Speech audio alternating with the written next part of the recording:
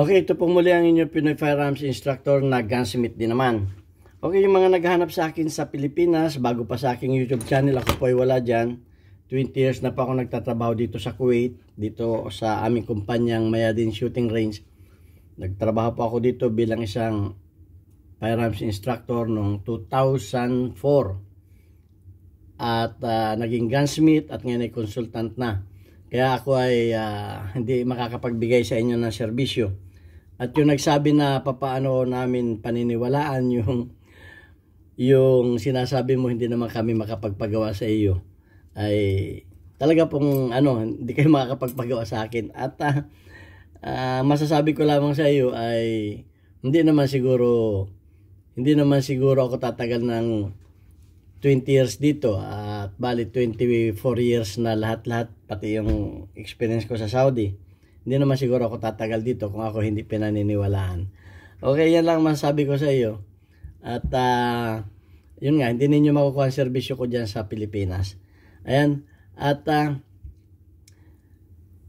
gusto ko lang pasalamatan ng ating 36,200 na mga subscribers. Pero bago yan ay gusto ko munang basahin ang katanungan ni, saglit lang, ang katanungan ni Edgar Bilotendos. Ang sabi niya ay, saglit lang po, hanapin ko yung comment dito. Ang sabi niya ay papaano, saglit.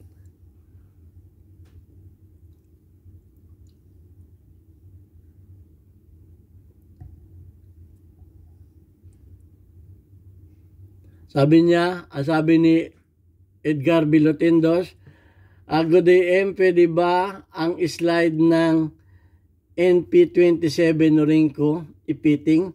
Sana masagot nyo po kasi yung problema ko, ako po yung nag-chat sa FB nyo. Okay, yung mga slide na mga forged steel ay hindi basta-basta yung pinipiting dahil delikado.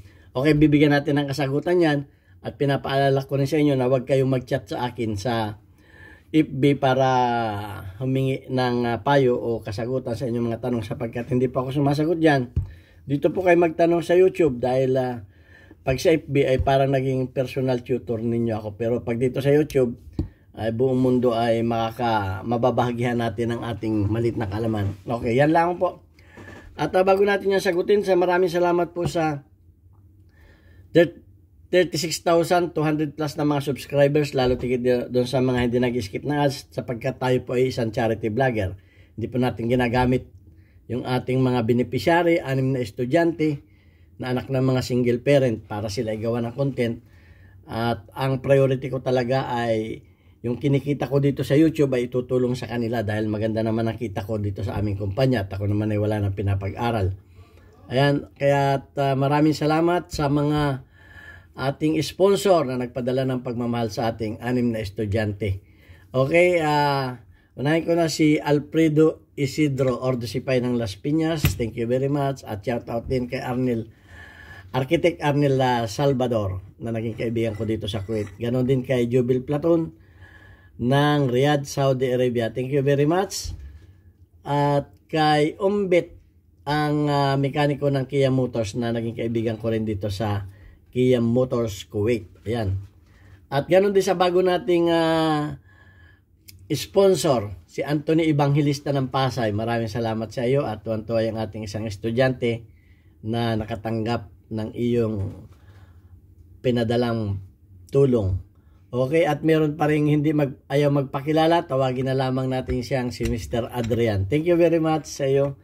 At sa lahat pa na gustong tumulong, ito po ang ating GCash number. Ayan ang ating GCash number, tinatanong ni JC Antonio Official. Ayan, at sana marami pang tumulong para marami pa tayong matulungan ng mga estudyante, dahil may mga nag-a-apply pa, may mga gusto pang hindi ko pa po kaya nga sa ngayon dahil malit pa yung ating YouTube channel. Last month po kinitilang natin ay mahigit na 6,000, pero ang ginagastos po natin sa isang estudyante ay 1,000 kada linggo. So 6,000 po linggo-linggo ang nawawala sa aking bulsa. Kaya maraming salamat sa mga tumutulong, at malaking tulong po yan sa para sa ating mga estudyante. Okay, yan at sasagutin na natin si Edgar Bilotendos. Tayo po hindi babanggit ng mga brand ng baril sapagkat baka tayo may strike sa YouTube. Okay, may mga slide na forged steel. Yan po ay malutong. Kung atin po yung ipipiting, yan po ay hindi man flexible. Ayan ay magka-crack. Okay, ang gagawin po natin dyan ay para hindi mag-crack, yan po ay inaano ko ng blue torch. Itong parte na to, itong parte ng railing na ito ang tututukan ninyo. Dahil ito ay madali naman itong magano. Kasi ito yung pinakang manipis na parte, itong parte na to. Ito yung pinaka manipis na parte. Ito ay papakulayin ninyo ng dito ninyo tututukan ng blue torch. Gaganon-ganon ninyo yung blue torch para hindi makonsentrate sa isang lugar. Kulay pink. Okay, wag yung pulang-pula. Okay, basta nagkulay pink siya, okay na yon. Ganon din doon sa kabila. Yan, pag nagkulay pink. At may nakahanda kayo na apog. Tabunan ninyo siya ng apog. Yung talagang cover ng apog. Okay, para hindi mahanginan, yung talagang ginagamit ko na apog. Aywan ko kung meron pa kayong alam na iba, ay yun ang pinakang effective. Mawawala yung niyan, yung pagka crunchy niya. Okay? Tapos, pag yan ay malamig na, palalamigin ninyo, tatansyahin ninyo na malamig na siya, mga ilang oras siguro, ay kukuha naman kayo ng bakal na kakasya dito sa pagitan ng slide, yung kakasya dyan na bakal. Okay? Yung kakasya na bakal dyan. At kung pwede ay yung medyo maluwag, huwag yung masikip maluwag. Ngayon, maglalagay kayo dito ng lata. Mga 2-3 lata at kakarkulahin ninyo, yan, kakarkulahin ninyo kung kagaano ang luwag. Huwag yung masikip. Maglalagay kayo ng lata dyan. So, pag naglagay na kayo dyan ng lata, okay, dapat meron naman kayo dyan na vice. Papaliwanag ko sa inyo kung bakit tayo naglagay ng lata, Okay, and dito, may vice tayo. Dapat yung vice ninyo malaki. Ito yung pandemo lang, maliit lang ito. Ginagamit ko lang ito sa pagkikil ng mga maliliit na At ang gagawin ninyo dyan, kasama yung nilagay ninyo na lata, ay yung tapat na lang ng railing. Okay, yung tapat lang na railing Hindi yung buong yung tapat lang ng railing. Yan. Kinakailangan ay hindi malalaglag. Pwedeng gawin ninyo ay sa ilalim ninyo ilagay. Pwedeng ganyan para hindi malaglag. Pero ang importante dyan, ang nakatapat dito sa jaw, ito yung jaw niya, ayun lang railing. Okay? Yan. Mas maganda yung nakabaligtad na ganyan para kita ninyo. Pagkatapos ay hihigpitan ninyo yung inyong vice. Higpitan ninyo.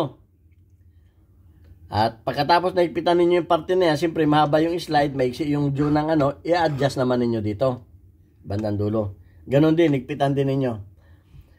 Pagkatapos nyan, ay kukunin ninyo at isusukat ninyo sa slide. Okay. Isusukat ninyo sa slide. At pag halimbawang maluwag pa,